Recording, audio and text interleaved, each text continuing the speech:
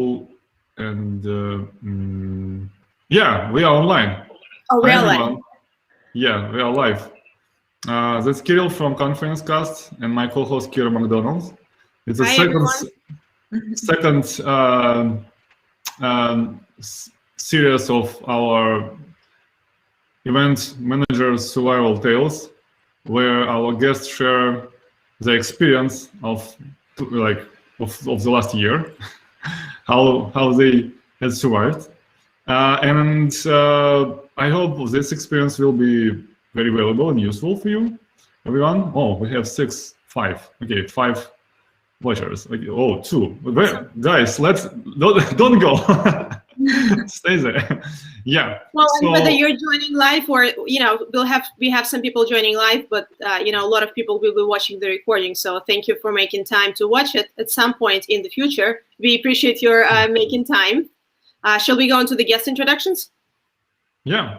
So we're so lucky and so excited to bring to you the dream team today. So we have Ashly Priest, who's creative events director, and Beth Hernandez Casey, who's an event executive, and they're a dream team behind multiple successful events, including Women in Analytics Conference. And they've been, like many of us, they've been through a lot this past year. And as we are kicking off 2021, we just wanted to kick off the new season of the series to bring Ashly and Beth and have them share about their experience. So I suggest we kick off just by giving you a chance to introduce yourself briefly, if that's okay. Who's going to go first? Okay, I'll go first. Hi, everyone. Thank you so much for tuning in today or tuning in later if you're watching this on demand in the future. My name is Ashly Priest. I'm a creative events director. I have a long background in fashion and design and nonprofits, fundraising events, social events, corporate events, and like many of you, been doing a hard pivot this year into a digital and virtual realm, and looking forward to sharing the stage with Beth and offering up some of our learnings from the last year, and hopefully we can all help each other. Awesome. Thank you for being here. Beth? Hi, everyone. I'm Beth Hernandez Casey. I'm the event executive at Meeting Nerd.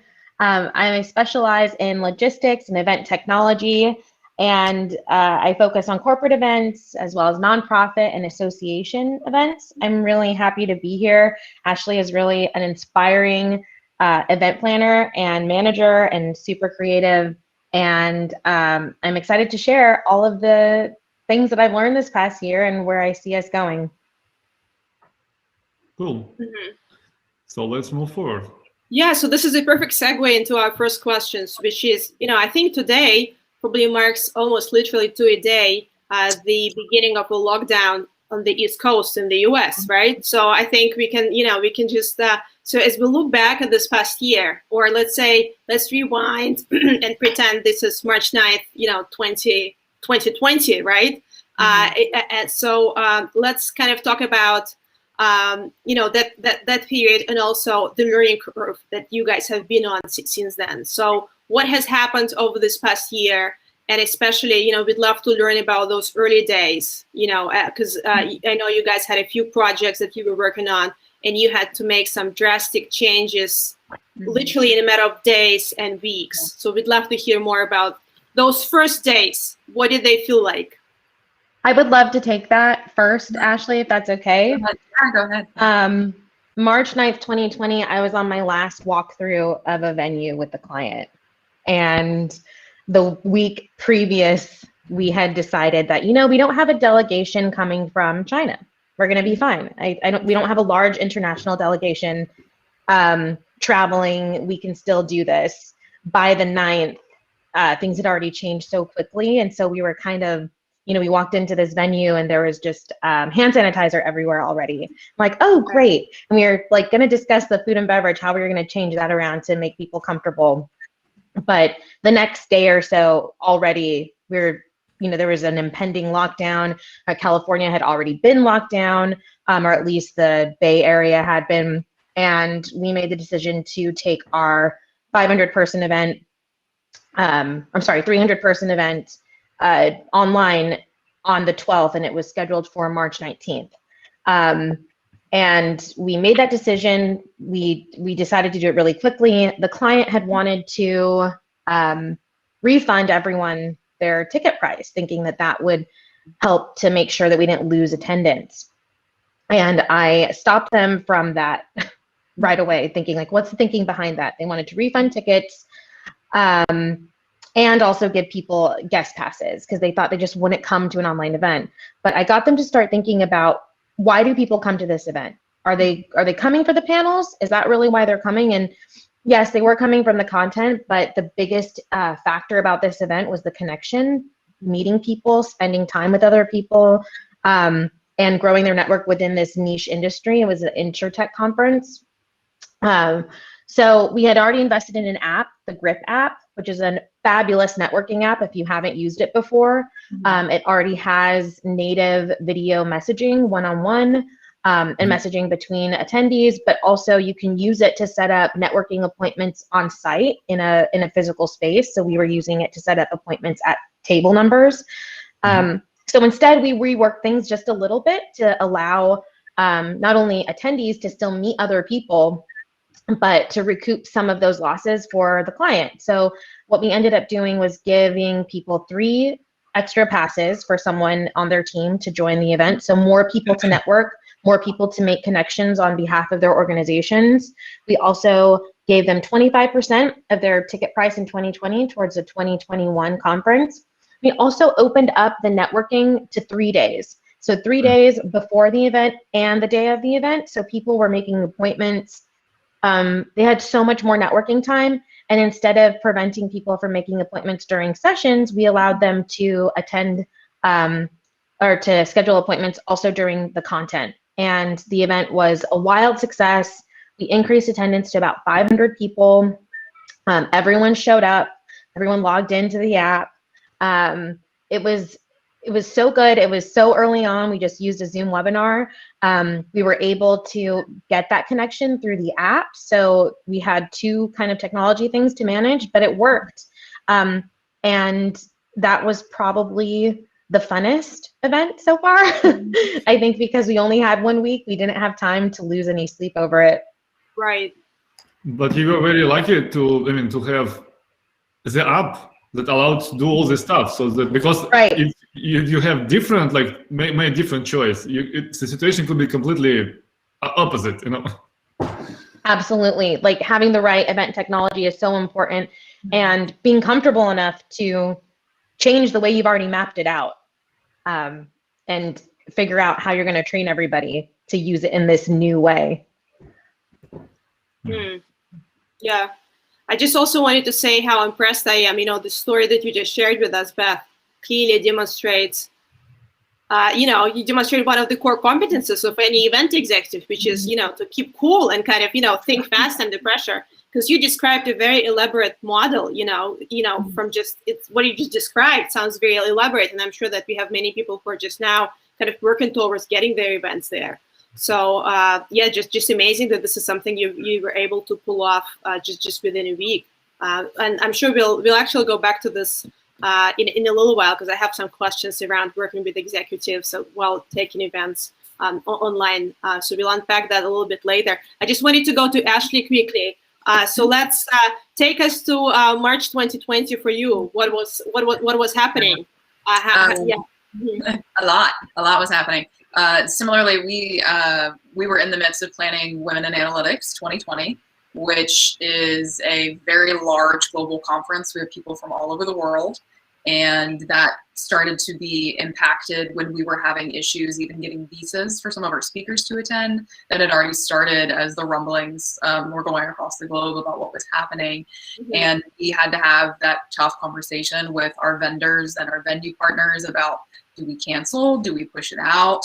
And I'm really glad that you said that, Beth.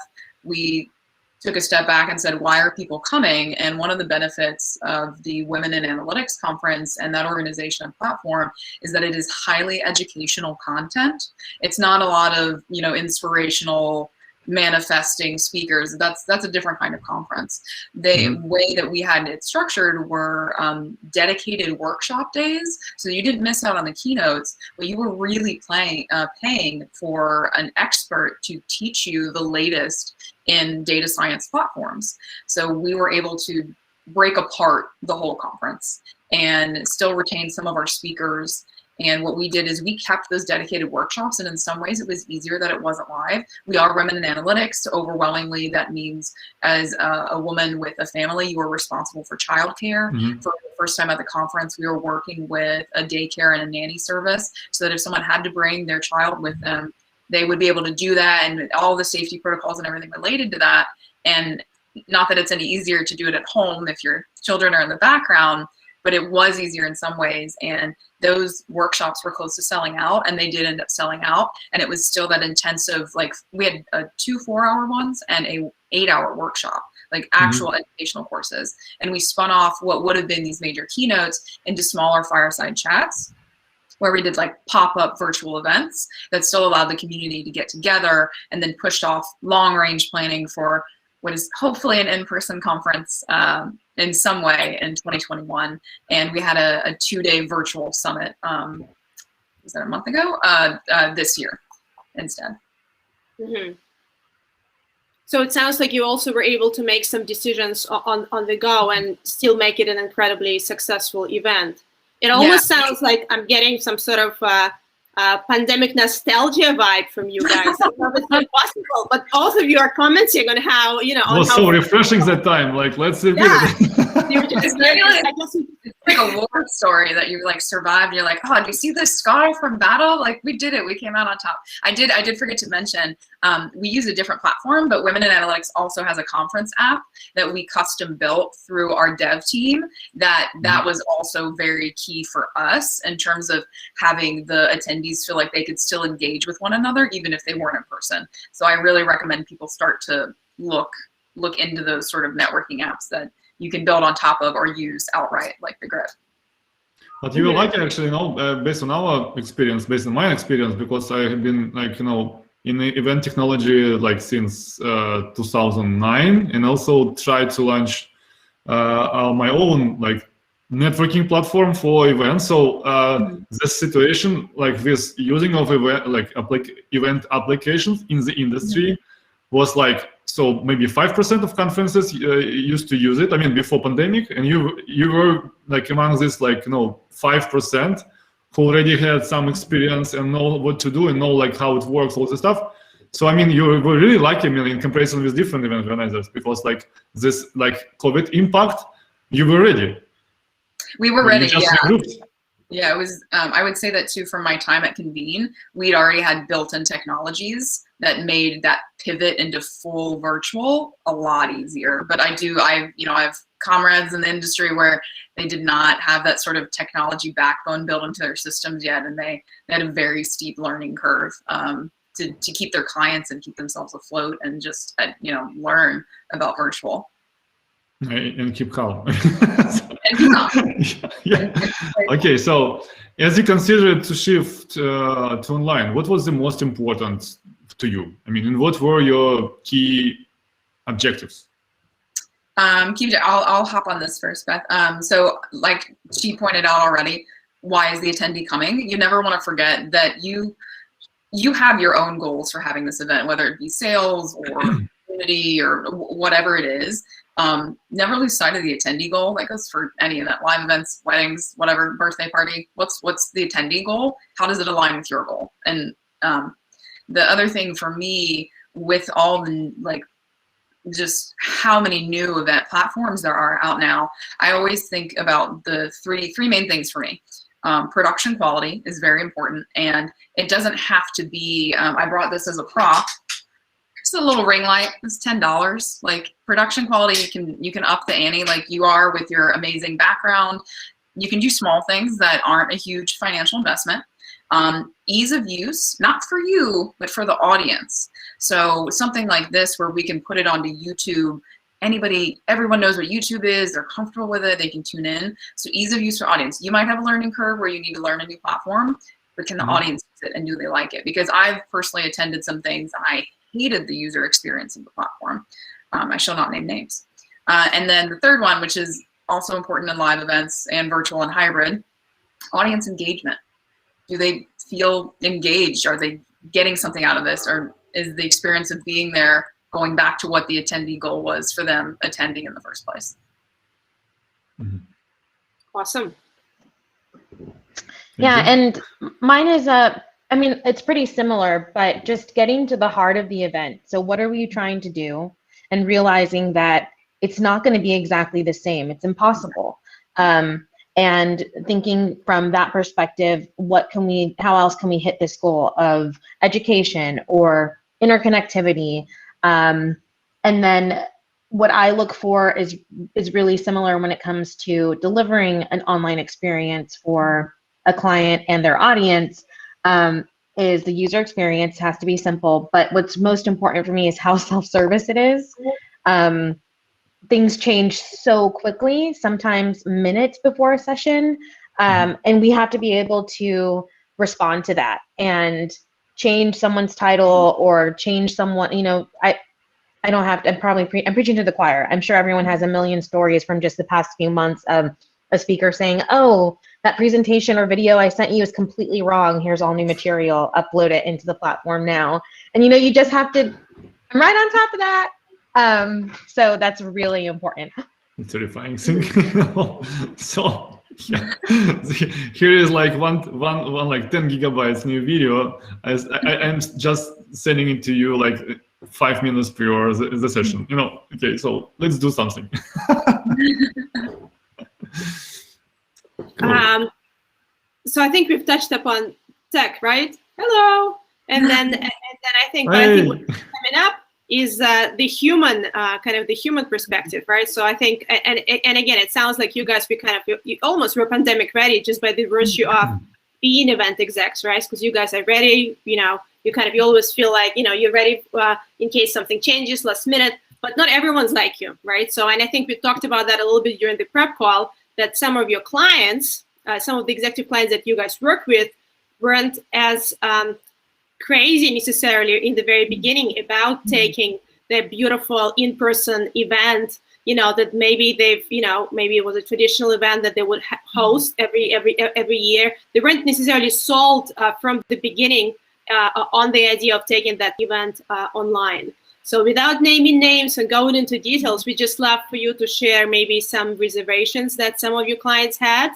And again, I think you touched upon it a little bit already when you talked about, you know, why do we even have events in the first place? But again, I think corporate clients sometimes have their own ideas as to why they're running the events. So maybe you could just give us some examples or some thoughts on, you know, how do you take people who are not crazy about going virtual to kind of understand the value? Because one of the things that you said, Beth, I think it was maybe during the prep call, you said that your instinct is if it's online, it should be free. I think you said something like this. If it's online, it should, or maybe Ashly said that. And I think it's fascinating. And that's exactly what happened in the very beginning. Anyway, I'm going to stop talking, but I think we would just love some examples from you, or, you know, what were some of the reservations? Yeah, Beth, that was from you. You had a really good story about that. I mean, in my line of work, because I think of who I'm working with, there were a lot of reservations about what we could charge for, if we should charge for it, and an instinct to make everything free and also just shift everything online. So if we were going to do a beautiful wine tasting in person, we're going to move that online. And I like the wine tasting example because for this particular event, it was for high net worth individuals. In person, we were also going to have it paired with, you know, a 6-course meal. So it wasn't really the wine. What we were providing was engaging over this experience together. So it was going to be good wine, not something amazing, but to try to get someone who's a high net worth individual to join an event on their laptop, to meet other people. They wouldn't be meeting other people. They would be in a room, not be able to talk. We'd ask them to be on mute. And just the logistics of that, we wouldn't be able to provide the food, and we wouldn't be able to provide a quality of wine that would make it worth attending. So you can't take that kind of resistance is something that is very common, where the client wants to take the experience that was live or in person and directly migrate it online. And that's not something we can do. So I encourage people to think outside the box. So instead of spending our budget or using our budget on this food and wine experience, let's get a speaker that we could never get at an in-person event because it would be our entire event budget. And we have to buy food and space and giveaways. Let's spend it all on this amazing speaker and host it on something that we already use, Zoom, and give people access to something that way and encourage them to attend that way. And let's, do speed networking using Zoom breakout rooms. But our instincts, I think, are not always right in this new environment or new to most people environment. And that goes for me too. So usually what I do is I go and talk shop with someone like Ashly or my event pros. I go to this happy hour called Exciting Times Happy Hour. Ashly, I need to invite you to it. It's hosted by a really good friend of mine, Aaron Chapman of AX3 Studios. And it's just a bunch of events professionals. We've got AV people, planners, and we drink and we talk about whatever problem we have. We workshop it together. It's an amazing community. And that's usually where I go first if I'm having a challenge that's new to me and I feel like my instinct might not be the right one. You said you drink swimming online. Everyone drinks it's on its own part. I mean, like in front of the camera, or you meant that it used to be before COVID. No, it's online. It's a Zoom happy hour online. And you guys probably swap a lot of survival stories. It's probably similar in that you guys swap kind of, just stories of what it actually takes to. Yeah. Okay. Oh, sounds great. Sounds like a fun time. Okay. My next question will be about the usage of recordings.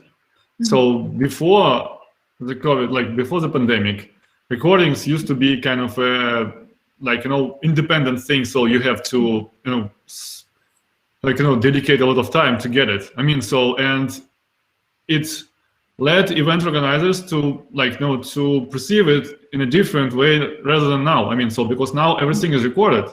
Yeah. So can you please share how it was before COVID for you? So, and what has changed, and also how have you used those opportunities of automatically recorded, all sessions automatically recordings in your activity? I can hop on this one. So the first thing that is a lot easier is that I've actually done recording a lot. We normally recorded the entire Women in Analytics conference, and that is a massive quantity of just digital product that we had to deal with to begin with. But we would have the occasional speaker with a copyright integrity that did not want their session recorded, and you missed out on that as an attendee if you were not there in person. So that situation doesn't really happen anymore, because if you're not sharing your platform virtually, nobody's going to see it. If you don't want to share out the recording after the live event, you're not getting what, and I have not coined this term, it's being called experience amplification. So you're basically creating this endless information loop that increases your audience reach. So the 5 things of experience amplification are the live, social and simulcast, asynchronous, which I always say wrong, recap, and amplification.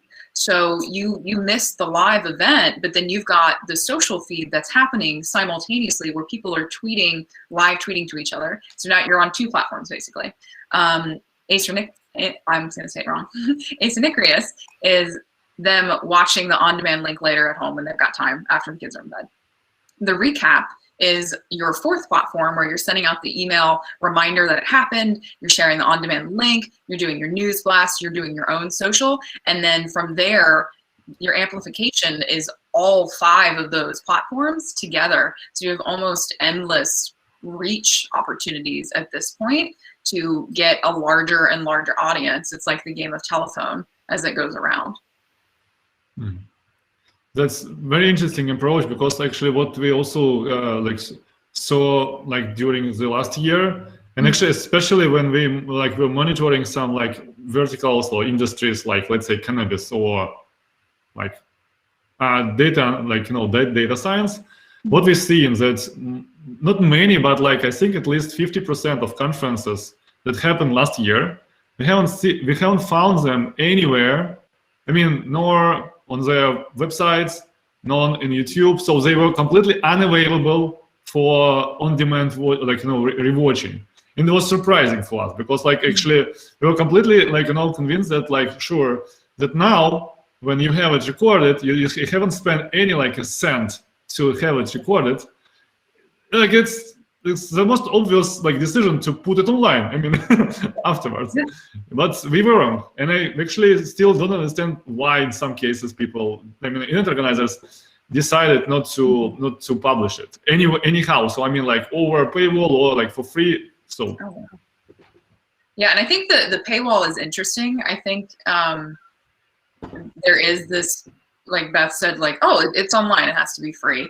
I think you can tease out portions of it, or like you can, what's that saying? Something like, if you can get the cow, you don't need the milk. I mean, I'm saying it wrong, but it's that kind of thing where I think there's nothing wrong with paywalls, to get gated access to the content. And then also too, it's a great like email capture strategy as well. I don't think we'll think about the long ranging.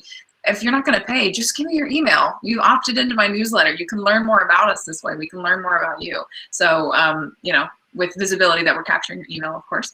But yeah, it's so surprising to me when I've seen instances of that too. I don't remember which specific conference, but I just could not make that time slot. And I emailed for an on-demand link. They're like, oh, we don't have one. I was like, really? Okay, all right, good to know. So there is that scarcity of demand though. That's kind of nice when there's not gonna be a link, but they really should have a link, honestly. Yeah, actually, I think, sorry, like, go ahead. Oh, I like to use sometimes in some cases access to on-demand content as a driver for ticket sales. Like, you can get the free pass and join live, or you can pay for a ticket and have access to the content whenever you want it. But my favorite part of having all of this at my fingertips is the potential for promotional videos after the fact, and not just a promo for the event. You can do that, you can use it, but also finding themes between different sessions and cutting together some really beautiful, punchy 1-minute videos that the host company or association can use as content on their own websites or in their social media to drive people to their website. I love it. And I like to have someone who is specifically on that, whose job is to attend the sessions and see in real time how people are responding to the content. What are people saying in the chat? What is resonating the most with people? And then we can start sketching out videos. Like, we're going to have a video on this trend, and we're going to pull quotes from these 3 speakers. That gets me really excited for content generation. And to your point, before recording a conference, that was someone's job. That was just someone's job to work with the videographers, make sure that we had everything set up, and then on site, making sure nothing was going wrong. And there was always something that went wrong. Someone like, yes, always. Oh, we have to use camera audio. The mics weren't plugged in properly, or whatever happened. So it's very exciting to me from a marketing perspective to have all of that so easily and so easily transcribed. Yeah, I'm so glad you said that about the marketing. So the sizzle reel, basically, that you can use for marketing purposes. We used to have to spend so much time just getting generic B-roll. And a good example is a recent event that I just did with our other friend named Beth.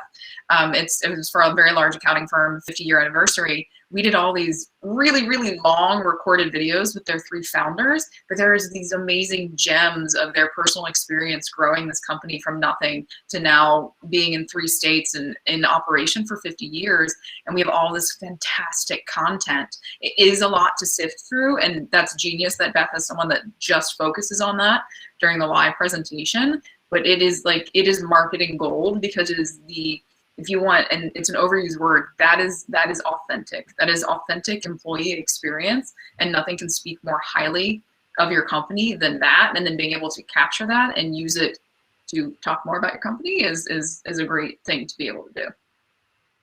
Yeah, that sounds like, you anyway need somebody who is completely dedicated to this video work, like, because before you had to you had to have somebody who was like in charge of all this, like, logistic and technical stuff, just to have recordings, like, of good quality. Now you have somebody who will, watch online or later and like find the best moments from all these recordings to make like it ready to share in social media, all the stuff, and it requires a lot of time. This action, this work. So my next question will be about your revenue stream. If you feel comfortable, can you share, please, how your revenue stream has changed with the pandemic? If you can, of course. I'm very comfortable sharing that. 2020, I thought I wasn't going to work at all.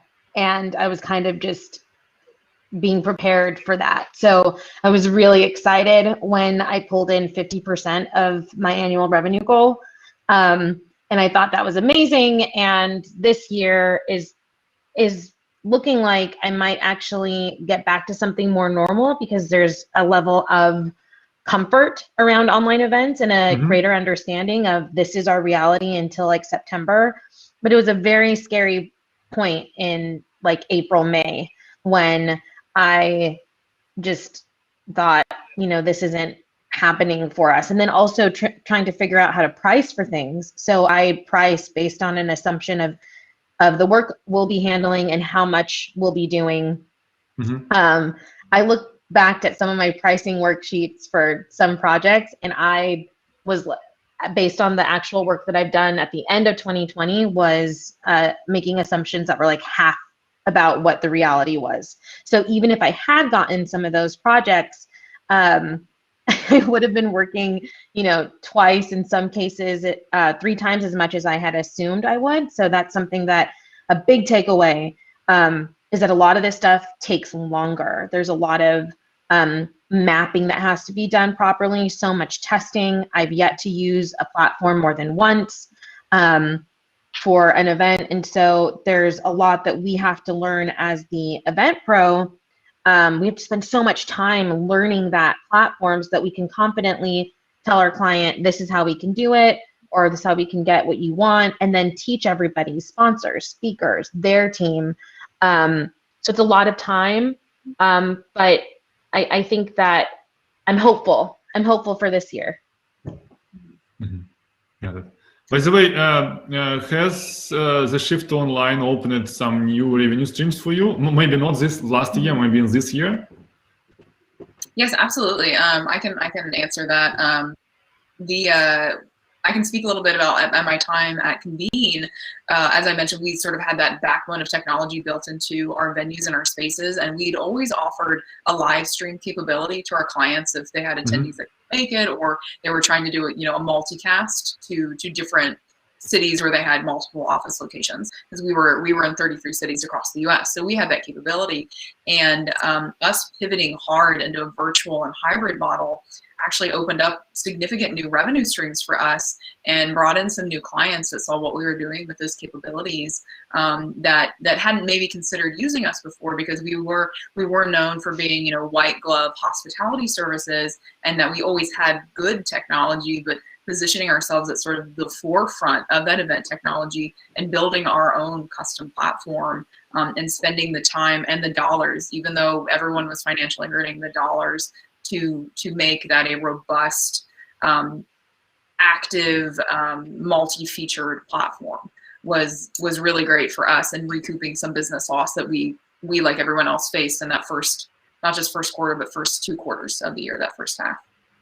And by the way, have you lost any revenue streams you used to have before COVID, with COVID? Yes, I would say, and I don't think this is a bad thing. I attended an event manager blog talk recently and attended virtually, and someone made the point that they've seen the number of events on this massive global event calendar of everyone go down significantly, And while the revenue loss is bad, the loss of some of those events is not bad. Having an event to have an event for event's sake is not a good way to engage your audience, build community, run a company. So I'm not disappointed that some of those have gone by the wayside.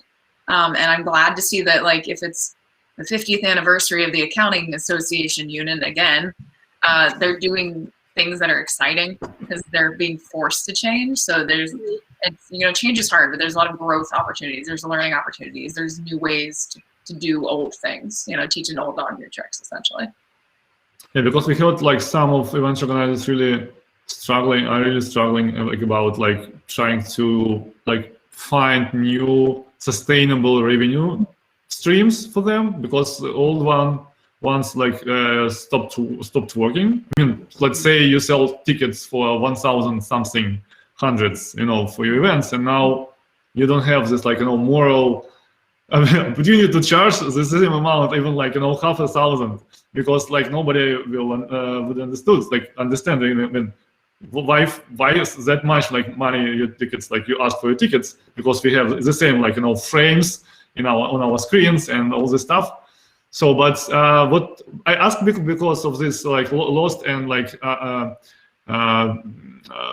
new channels, because what we can see now, the part of the industry, some industry specifically, some conference organizers that serves some industry specifically, they are moving towards some subscription-based model where tickets are not so important, but they try to build a community around their events and provide more content between, like in between like their events, like they have conferences or something like this.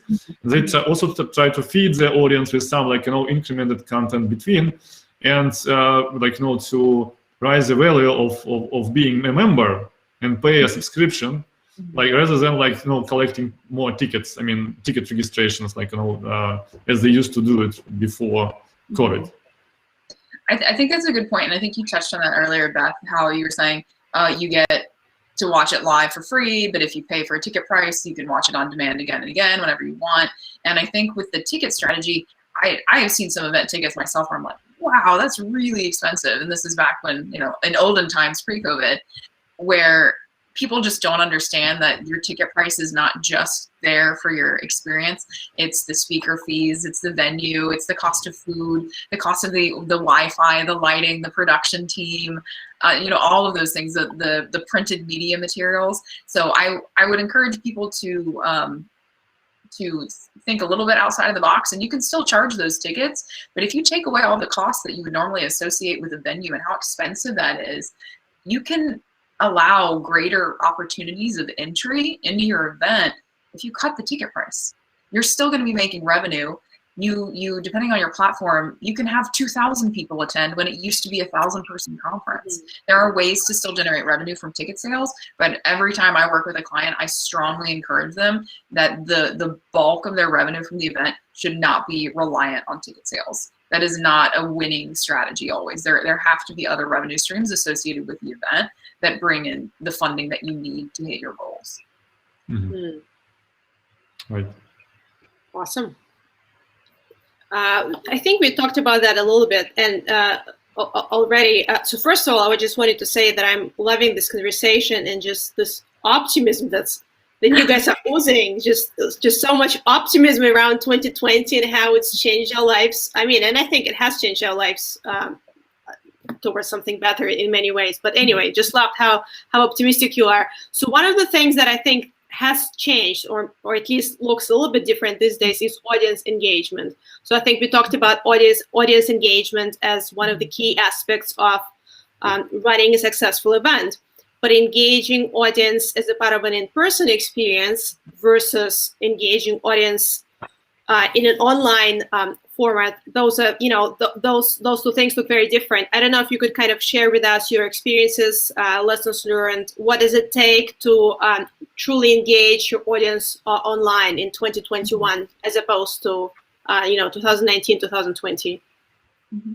I would love to jump in here. So I have something really specific that I've been doing, and it's been very successful when it comes to attendees. So when I have an event that we've invested in a a virtual event platform. So I don't mean something that we figured out how to host on Zoom, which is a shockingly high number of programs, I think, can be successfully hosted via Zoom, and kind of using those tools, breakout rooms, to create some sort of networking. But if we're using a new platform and we don't know if these people have used that platform before, I've told people how they can engage. So you can't expect people to, sure, you open up the space 3 days before the event, but how realistic is it that people are actually going to log in? Not really. I think we've seen like 20% of people might log in up to fill in their profile and them. So instead, I like to run down either in like a 30-second video clip that I record usually on Zoom, or a short one-pager that gets dropped into an email of how they can connect, how they can engage, and why should they? So what? Not just do this, but why, what they're going to get out of it. Like, don't miss the speed networking function on this platform. That's one of my favorite things. But you just got to show people what that looks and feels like so that they don't get weirded out. Like, it's only going to be 2-minute rounds. You can talk to anybody for 2 minutes, but grow your network, have fun, loosen up. So I think it's really important that we show up for our attendees the same way that we would show up with the right amount of signage. I think about it as online signage. Like, we just got to tell people where they're going and how to use the tools that you've invested in. I love that online signage. Yeah. Yeah. It's even in person though, some people won't read the sign. Right.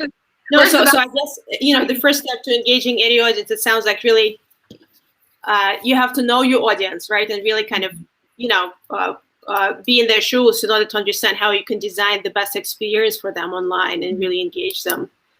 So I love that. That was a great tip.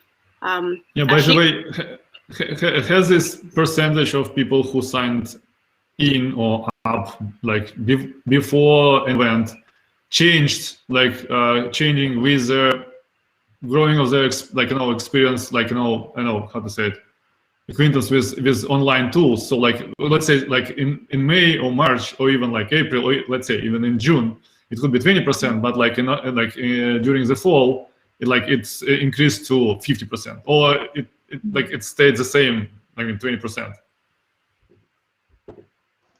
My experience was opposite. I think early on in the pandemic, I was seeing just like 95% of registrants would show up to an event, and it was just, I didn't know what to. It was great. It was a wonderful thing to experience. It was so exciting. I think by June it had already fallen to like 50%. And then for most people, most events that I'm working on, it hovers at about 50%. I have a couple clients who were able to maintain just that amazing engagement level of just having people who register for an event coming. I think charging for the event helps to avoid some of that drop off. I see. Because, so yeah.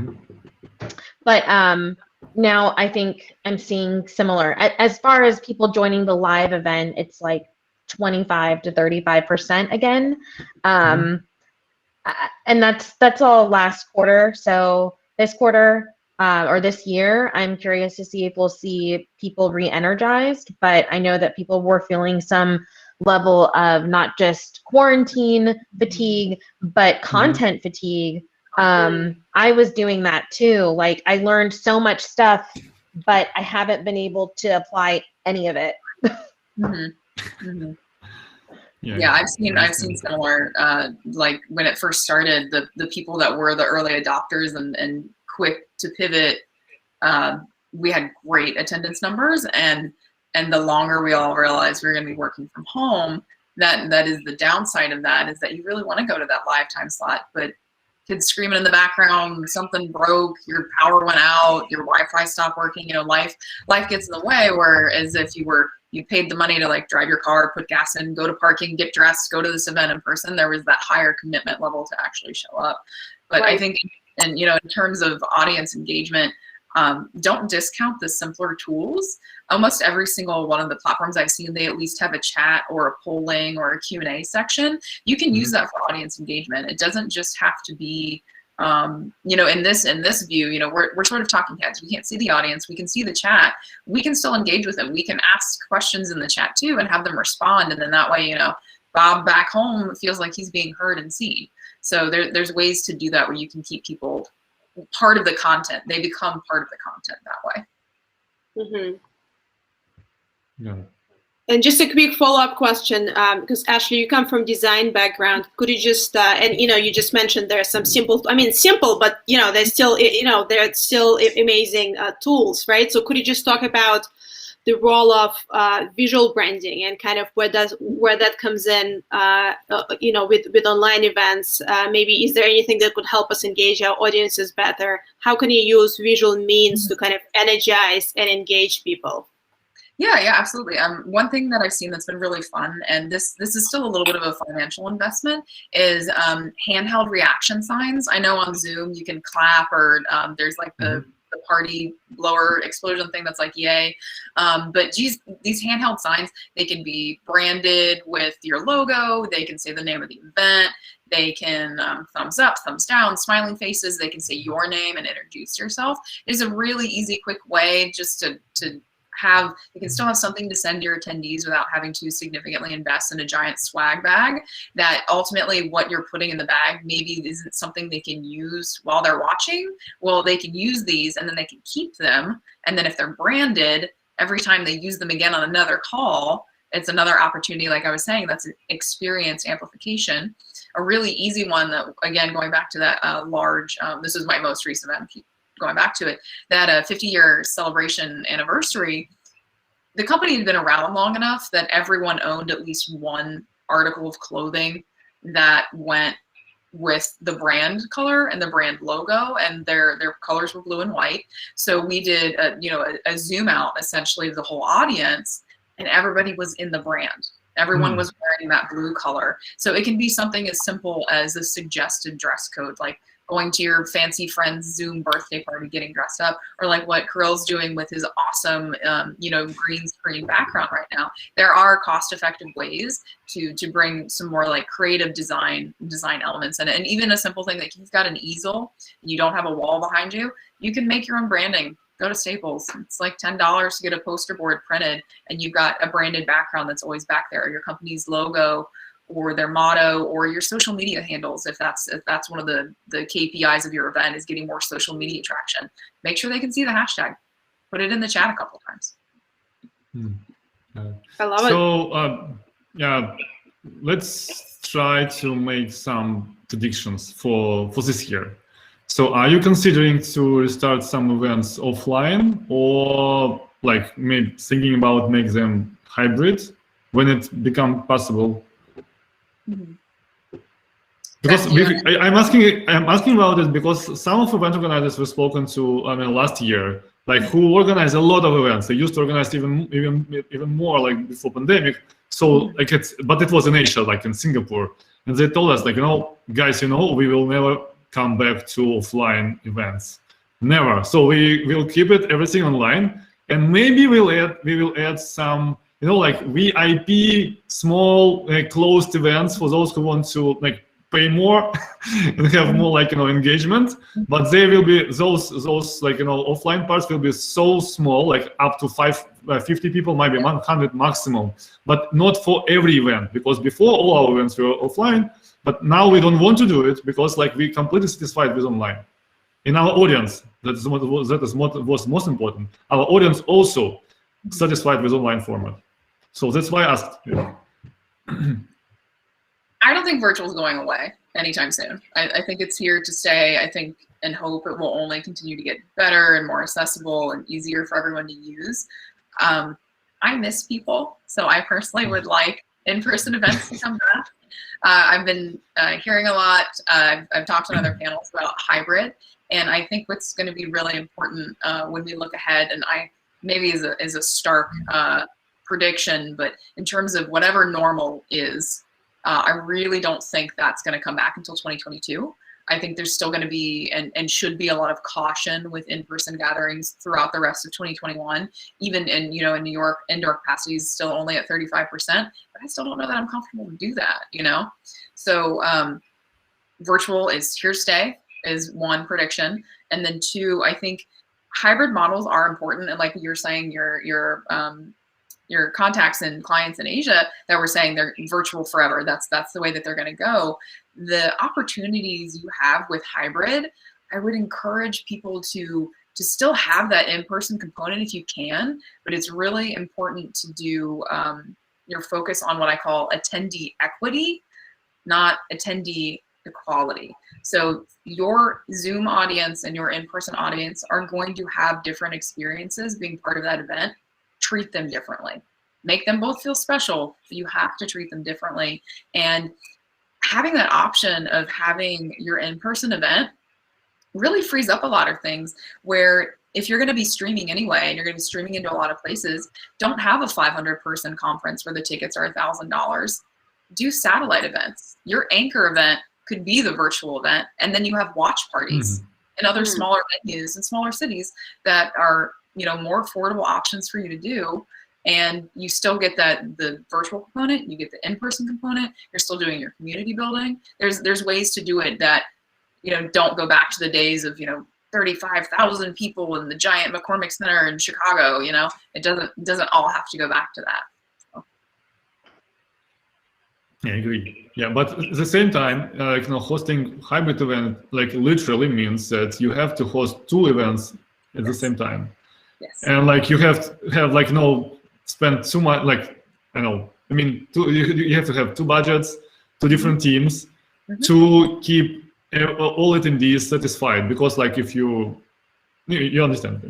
Yeah, it is a cost investment, and I think that it's also almost true for the opposite when people are like, oh, it's virtual, it'll be cheaper. No. Usually costs more. So I feel like Beth, you've got a lot to add there too.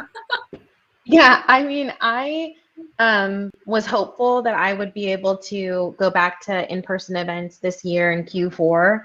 I'm not so sure that's the case anymore. And I've just discovered that I really like creating online events. And so I think this may be a new focus for Meeting Nerd, where we will prioritize providing the online experience of a hybrid event for a client or with a client and working with those teams. So I can see that becoming something that we specialize in because we've been doing good work on it. We enjoy it, and I would love to continue doing it. But to Ashly's point, here I think people are very eager to get back in person, but I certainly am not comfortable doing it. And I've had a couple RFPs come my way for events in June here. I'm sorry, I'm in New Jersey. And that's just not something that I'm ready to do. I mean, that's only 3 months away right now, which is wild to me. And it's just not something that I could pull out together. So I do think that online is definitely here forever. I hope that I don't have to only do online events forever, but I'm very excited about handling that online portion of a hybrid event. By the way, we've just last year, last week, we've served I've participated some event that were, I think, the first event in this year, in-person event of some of Accelerator. It was divided on 2 parts. One was in the morning, it was virtual, so it was kind of a light, cameras, all the stuff, and people were presenting their their talks, speeches. It was kind of a startup demo day. And then later in their space, they had they host a cozy for 15 people, I think, in-person event with the same startups who were pitching in person. And I heard from organizers that the list, the list of people who were in a waiting part of this list of attendees was so long. So people really were eager to please let us in. we want to see other people So yeah, I completely agree that people are hungry to attend events, but I know people who are hungry, but they're afraid more than they are hungry. So they they would prefer to wait until it become, I mean, more safe, or at least like in their thoughts.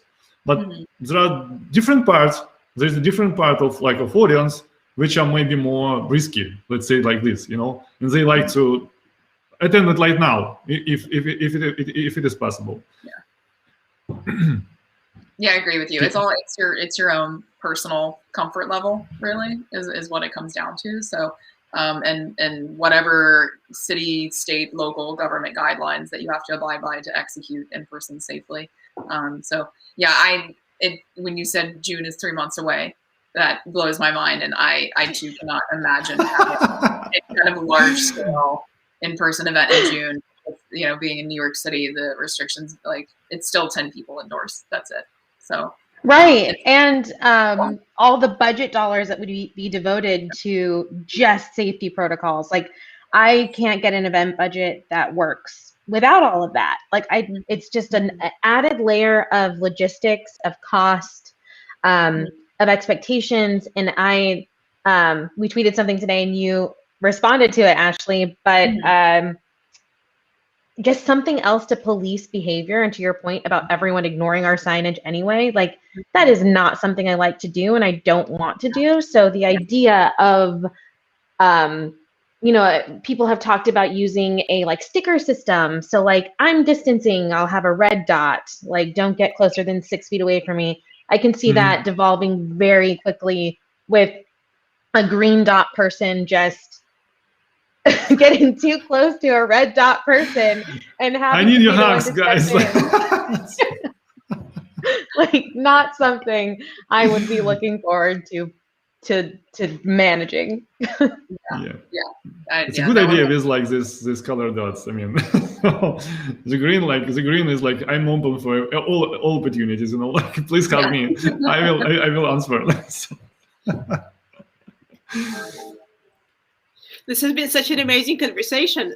It's just, I love all the big insights and all the laughs, and also so much awesome hands-on advice. Just really, you know, I have like a whole list of things that I'm sure that, you know, people would really benefit from. Shall we just, because I'm just aware of time, so shall we just start wrapping up? I guess with this, I'm just gonna, so I think I just want to give everyone an opportunity to share some final thoughts, some parting thoughts with our audience. And then we're gonna close out. So who's gonna go first? Yeah, I can go. So I would say with the virtual events, and really with any event, don't get so caught up in the bells and whistles that you forget why you're having the event. Just going back to what we kicked it off with when Beth said, why are they coming?